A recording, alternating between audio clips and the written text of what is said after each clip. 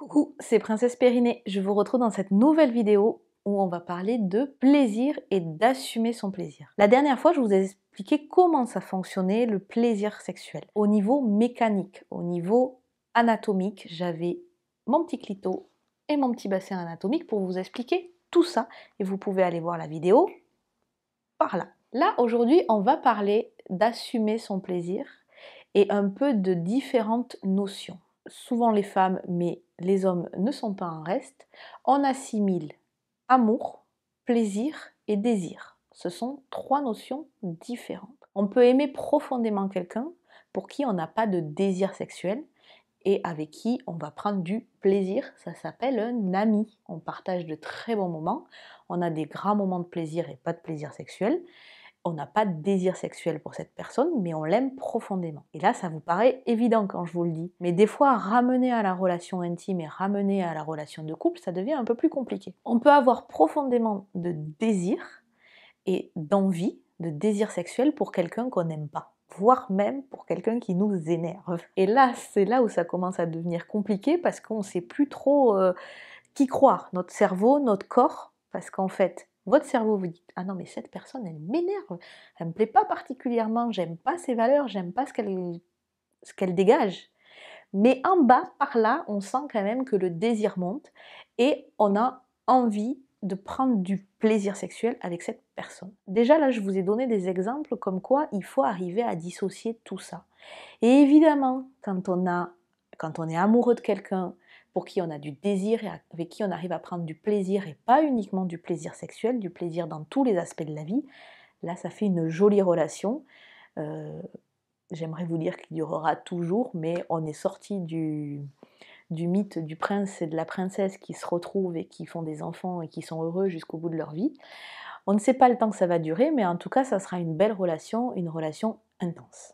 Maintenant, on va accepter de prendre du plaisir. Accepter de prendre du plaisir sexuel. On est bien là pour parler de celui-ci. Avec quelqu'un qu'on aime ou qu'on n'aime pas. Ça, c'est vous qui vous posez vos propres limites. Mais comprenez d'ores et déjà que ce n'est pas la même chose. Et donc, vous pouvez séparer aisément les deux, que vous soyez un homme ou une femme. Ce qui rentre en jeu aussi dans accepter notre plaisir et accepter de prendre du plaisir, eh bien, c'est la société. On est des êtres dotés d'une vie en société, d'une vie en communauté, perpétuellement jugés par notre cercle de proches, d'amis, d'un peu plus grand. Maintenant, il y a les réseaux sociaux, tout le monde s'affiche et tout le monde aimerait dire bah, « moi je fais ça, j'aime ça », mais il va y avoir 50 personnes, quand c'est pas 50 000 derrière, qui vont vous dire « ah non, mais ce que tu fais, c'est pas bien ». Il y a des règles de bienséance. Évidemment, le plaisir sexuel, ça se passe dans l'intimité.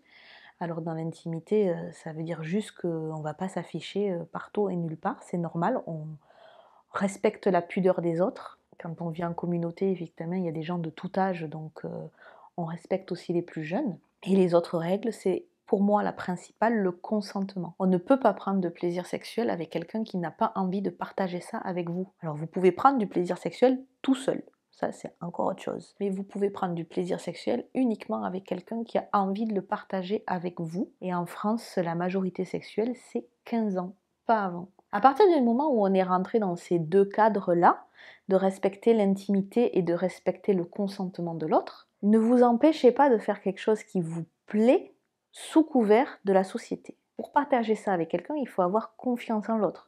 Confiance avec le fait qu'il respectera votre intimité et qu'il n'ira pas se vanter à droite à gauche. Une fois que vous avez passé toutes ces barrières, acceptez. Là où je vous encourage à être en accord avec vous-même, c'est que si vous appréciez le plaisir sexuel et si vous avez envie de le découvrir, de le partager, il n'y a pas de souci avec ça. Il suffit juste de l'assumer tout seul, homme, femme, même combat. Si vous vous connaissez, si vous savez ce qui vous fait plaisir, vous aurez plus de facilité à dire à l'autre ce que vous aimez.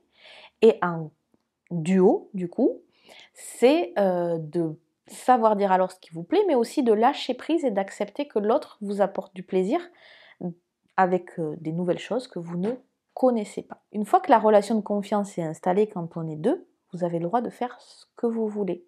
Et lâcher prise avec les dictats de la société qui vont vous dire oui, c'est une salope, c'est une fille de joie, c'est un queutard, parce que détrompez-vous, il n'y a pas que les filles qui ont la pression de la société. On s'en fout en fait. Faites ce qui vous plaît, acceptez de ressentir le plaisir sexuel si c'est ce qui vous plaît, et tout se passera bien. La mécanique anatomique dont je vous ai parlé dans la dernière vidéo se fera toute seule. J'espère que cette vidéo vous aura plu. Alors je suis kinésithérapeute et ostéopathe, vous le savez si vous me suivez déjà. Je ne suis pas psychologue. J'ai tenté de vous montrer l'interaction permanente entre le corps et l'esprit, surtout quand on parle de sexualité.